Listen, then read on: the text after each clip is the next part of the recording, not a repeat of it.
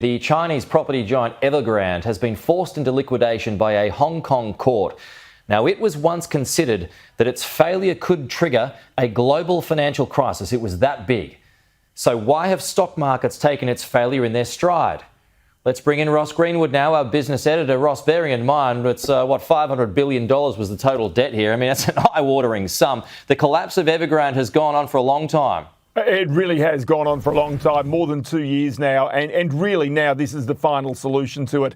Had it really fallen into liquidation right in the early days, that could have triggered the sort of crisis because it owed money to many bondholders all around the world. And of course, them getting rights inside China is a very, very difficult thing. And even now, just what rights the liquidators appointed by the Hong Kong court will have is going to be really sort of questionable, trying to get inside China to get access to these assets. Now, we all know the images of those endless lines of apartment blocks in China that were built, seemingly for its population, but ultimately, in many cases, for what was a Ponzi scheme. And that is, they were being built to prop up the next block of apartments, all of them empty. And this was a fundamental problem inside the Chinese economy. But Lucy Chan, the judge presiding over this in the High Court in Hong Kong, basically came out yesterday and said this. It's time for the court to say enough is enough and put Evergrande into the liquidation, and therefore, as a result, will trigger a situation where many of the bondholders, big international investors, will end up with little or no money from their investment in this business.